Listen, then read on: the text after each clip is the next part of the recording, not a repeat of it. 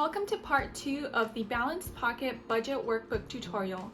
In this video, we're going to go over all of the front section pages in detail. Let's get started. So here you'll find links to the tutorials and then also to our Facebook community group where you can connect with other people using the workbook. For the goals page, the most important thing is going to be to figure out what your why is. So why are you interested in budgeting? What is going to help keep you on track on days where you don't feel like working on your budget? So some of these things could be like a life goal, so like because you want to be financially free, or it could be a money goal like pay off your house, become debt free. Then in this section, you'll want to put some major goals for the year. So like $60,000 to your mortgage payment, or pay for a vacation in full, or pay off a credit card bill. And then in the lower section, you'll want to break down each of these big goals into smaller goals and then assign a month to them. So this could be something like a vacation that you have coming up, a financial goal, or a major bill that is due. So like property taxes are usually a big bill. For the goal tracker sheet, there are 3 different designs. First thing you'll want to do is write down what your goal is and then what the total amount is. And on each of the sheets, there are 100 icons. So you take your total amount divided by 100 icons, and then you get how much each icon is worth. So in this example, each of these icons is $100. So every time you pay $100 towards this goal, you're going to color in one of the icons.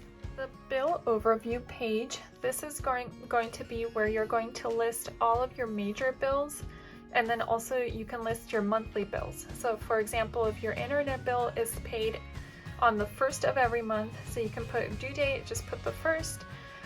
You're not going to be paying it once a year, so we just put it's $72 per month. For bigger bills, so for example, car insurance, you'll usually pay that just once a year. So this is where we can set up a sinking fund for this category. So let's say our car insurance is due on June 3rd and it's $1,200 for the year. So we can take that $1,200 divided by 12 months, and we need to save $100 every month so that when this bill is due, we're going to have the full amount. Then for these larger categories, you can put in, color in a color into the square, and that color will align with the date. So you see it's pink, the due date is 6/3. So you go to June 3rd and you color in with the same color as up here. That's just going to be a quick visual cue for you. So anytime, like if you go to look into the next month and you see that something is colored, that means that there's a bill due during that month. And then you can look at the color and go up here to the category to see which of the bills is due and how much you need to pay.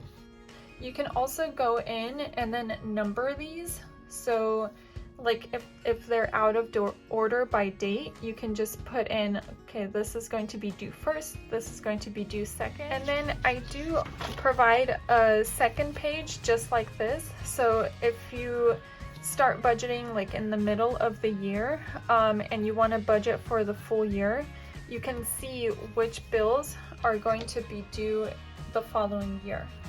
So this is your year overview page. So you're going to be using this when you finish a budget for each month. So let's say you finish the budget for May, so you have all of this filled out, you have your values.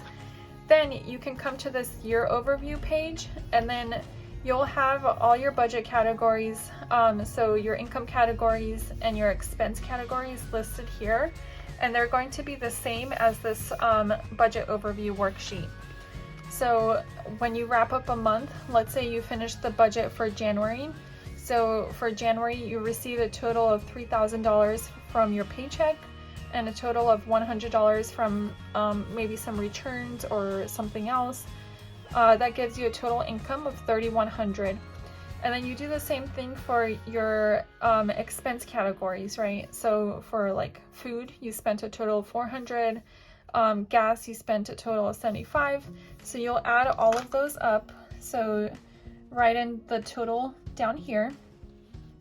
So when you're done for the year, you're going to be able to add up. So for each line item, so let's say for your paycheck, you're going to add up all of these for every month and put the total here.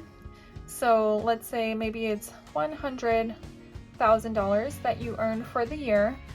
And then you can take this total amount and divide it by 12 months, and then you'll have your average amount in here.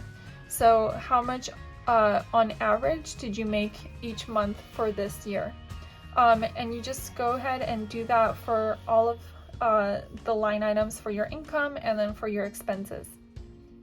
So another note, so I have 2 of these year overview worksheets for you. So if you run out of room, so if you have more categories for income or expenses than what is provided here, then you can just continue on to the next page. And then for the first page, you just don't fill out this total income section for the first page, but you would fill it out on the second page.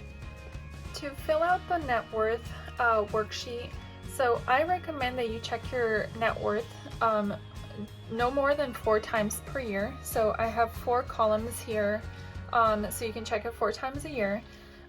In this section, you'll want to list all of your assets, so like your home value, your checking account balance, 401k, investment account, and so on. So everywhere where you have money, and then you put in the amount that you have there.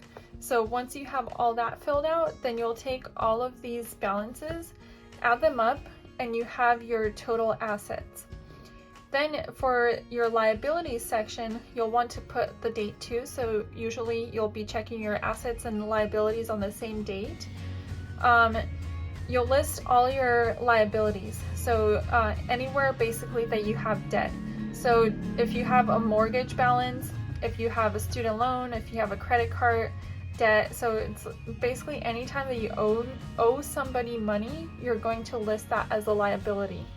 So you have that all filled out, and then you'll add up all of the liabilities and put the total for your liabilities here. So finally, you'll just want to take your total assets minus your total liabilities and then fill in the value here. So finally, we have our list of accounts. So this is the last page of the front section. This is going to be where you're going to list all of your financial accounts. So like maybe you have a checking account, maybe you have a mortgage, maybe you have an internet bill, so you'll list all of that here.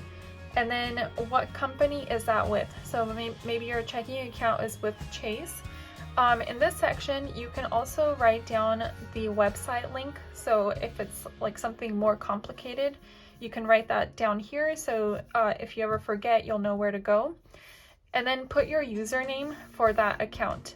And then the last column, you'll want to put a password hint. So keyword here is hint.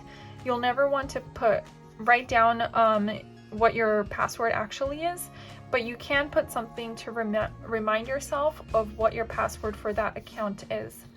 And if you do run out of room for listing your accounts here, then just go ahead and flip the page and write the rest on the back. Thank you for watching part 2. If you don't already have the Balanced Pocket Budget Workbook, you can download it on balancedpocket.com. Now stay tuned for part 3, where we go over all of the monthly section worksheets in detail.